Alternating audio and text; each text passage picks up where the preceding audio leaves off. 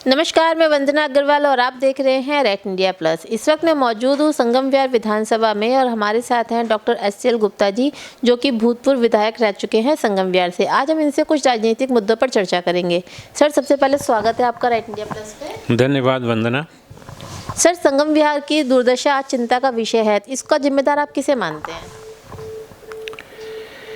देखिए, संगम विहार विधानसभा को एक दिशा, एक दृष्टि हमने दी थी अपने वक्त में, और एक विचारधारा के साथ, एक सोच के साथ इस क्षेत्र के विकास का कार्य हमने शुरू किया था। मुझे भी पता है कि एक दिन में स्वर्ग नहीं बन सकता, और इसलिए प्लानिंग के साथ कि हम किस किस तरह से करेंगे, उसके साथ मैंने एक कार्य शुरू किया था। चाहे वो क्षेत्र चिकित्सा की दृष्टि से रहा हो, चाहे वो रोड और नाली की तरफ से रहा हो, चाहे वो सैनिटेशन की तरफ से रहा हो, या और बहुत सारी चीज़ें जिसके लिए ज़रूरत होती है किसी भी विधानसभा में। मेरी विधानसभा में कोई ज़मीन नहीं थी सरकार की। ऑब्वियसली अगर मैं कोई सरकारी प्रतिष्ठान खोलूं, चाहे वो स्कूल हो, चाहे कॉलेज हो, चाहे ओल्ड एज होम हो, चाहे बारात घर हो, कम्युनिटी सेंटर हो, कुछ भी, उसके लिए सबसे पहले ज़मीन चाहिए होती है। और इसलिए मैंने अपने क्षेत्र में, अपने कार्यकाल में करीब 30,000 गज ज़मीन एक, 2-2.5 हज़ार गज ज़मीन एक, 4-5 हज़ार गज ज़मीन संगम विहार में, जैसे रतिया मार्ग में घुसते हैं बाईं साइड का इसको डाउन के सामने, J2 ब्लॉक में माखन चोर मिठाई के सामने, या पीछे K ब्लॉक में जो बहुत बड़ा प्लॉट जहाँ पे वो लगते हैं, इन सब ज़मीनों को मैंने कहा कि कब्जे हटा करके और इसको सरकार अपने हाथ में लेके और कार्य शुरू करे। अनफॉर्चुनेटली उस विज़न को लोगों ने सपोर्ट नहीं किया, और ये मैंने तब किया था जब सरकार अपोजिशन की थी। कि केंद्र में भी और राज्य में भी कांग्रेस की सरकार हुआ करती थी, मैं भारतीय जनता पार्टी से MLA था।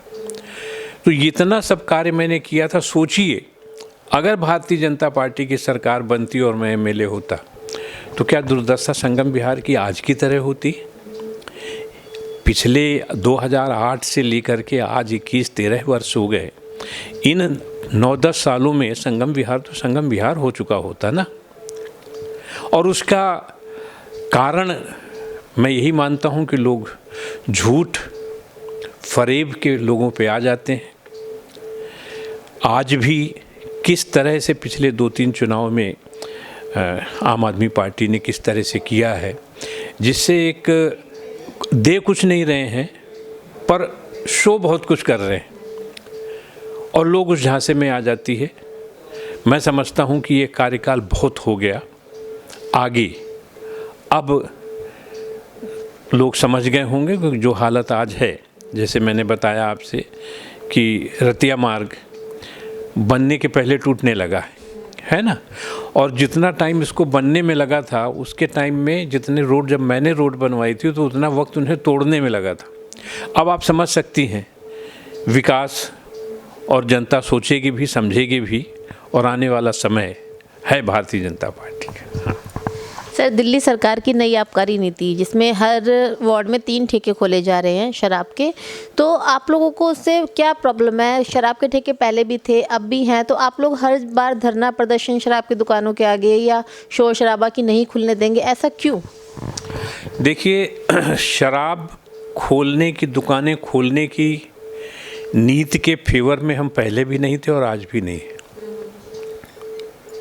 एक एग्जिस्टिंग पॉलिसी चल रही थी, और उस पॉलिसी के तहत एक लिमिटेड नंबर, बिकॉज समाज में हर चीज़ की ज़रूरत होती है, और उसके हिसाब से एक लिमिटेड नंबर ऑफ शॉप्स, और एक दूरदृष्टिता के साथ कि किस तरह से होगा, कॉमर्शियल एरिया में ही दुकान खुलेगी और वो उसका रिकॉग्निशन होना चाहिए, वो एरिया क्या बोलते हैं, ऑथराइज होना चाहिए। बहुत सारी चीज़ें थी जिसके तरह से वो कार्य चल रहा था। पर अभी तो हर चीज़ ताक पे रख दी गई है, और कार्य बनाया गया है कि हर वार्ड में, भाई 2008 में जब संगम विहार बना था तो संगम विहार विधानसभा में तो दुकानें नहीं थी। अब आज सडनली 12 दुकानें हो गई।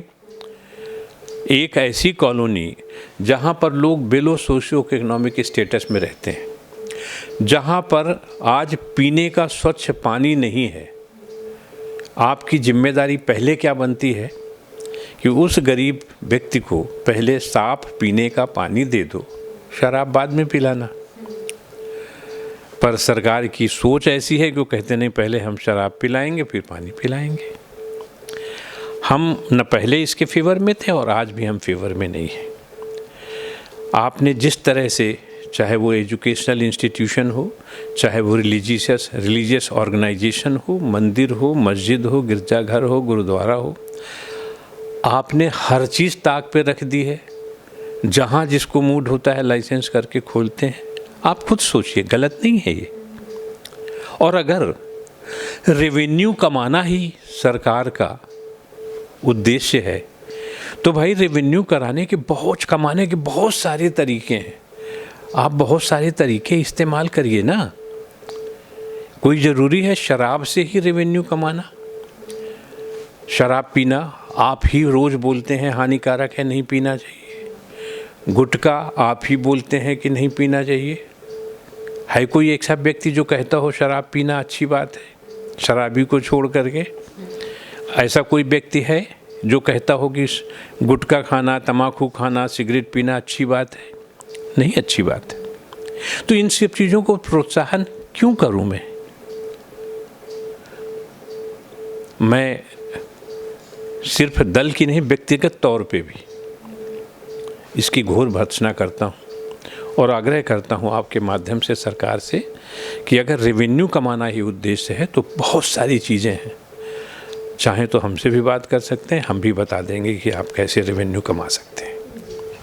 सर, संगम विहार की जो मेन रोड है, जो रतिया मार्ग जिसे कहते हैं, बहुत मुश्किल से, बहुत जद्दोजहद के बाद में वो सड़क बनी और बनकर अभी साल भर भी नहीं पूरा हुआ है कि वो टूटना स्टार्ट हो गई। तो क्या कहना चाहेंगे?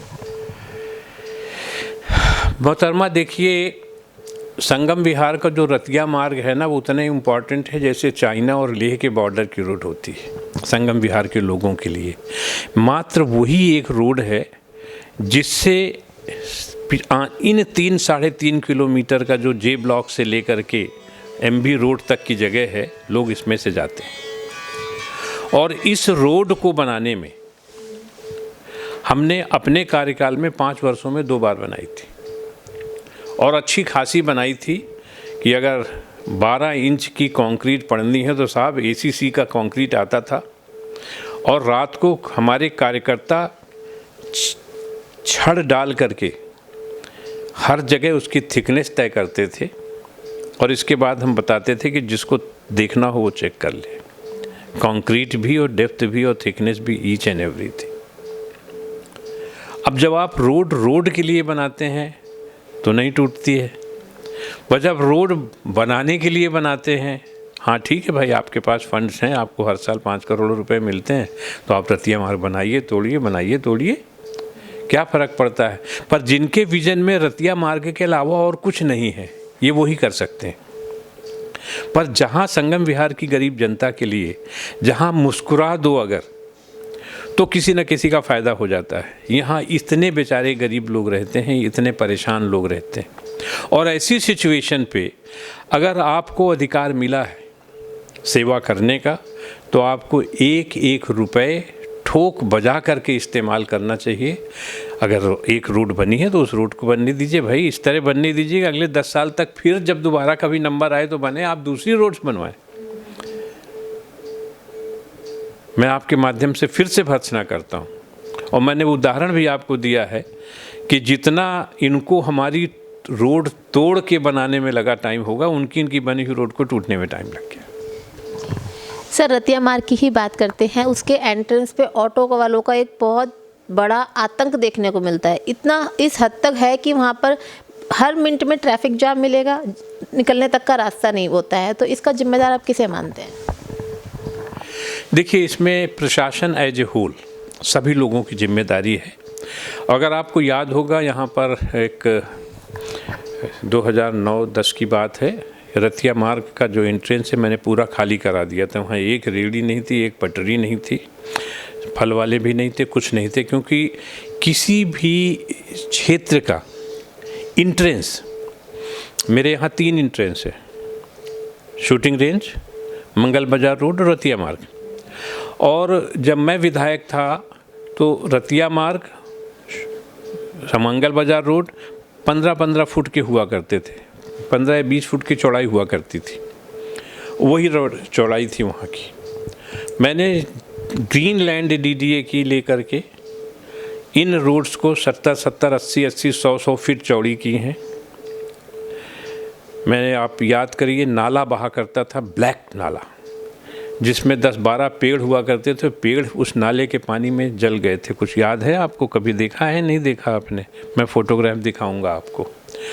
कमर के ऊपर तक, जहाँ ये पार्क मैंने बनवाया है अभी, जो आपका मंगल बाजार रोड की बाईं तरफ का पार्क है, यहाँ पर सीवेज भरा हुआ करता था और वो सीवेज की गहराई जो थी कमर के नीचे थी। इतना गहरा सीवर हुआ करता था। उस समय लेफ्टिनेंट गवर्नर की विजिट करा के मैंने ये ग्रीन पार्क बनवाया और इस रोड को, जो ग्रीन लैंड हुआ करती थी DDA की, उसको मैंने दिल्ली सरकार से करके अपने फंड से इस रोड को चौड़ी कराई थी। मैं रहा नहीं बहुत दिन तक, अदरवाइज़ ये रोड आगे अंदर तक चौड़ी करवाता मैं।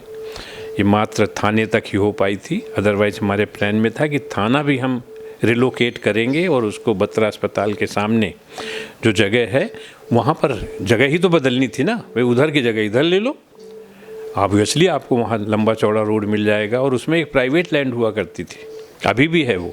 मैंने उनसे हाथ जोड़ करके दान दिलवाई थी कि उनके इस रोड को बनाने के लिए, जो आज रोड है, और वही शूटिंग रेंज में है।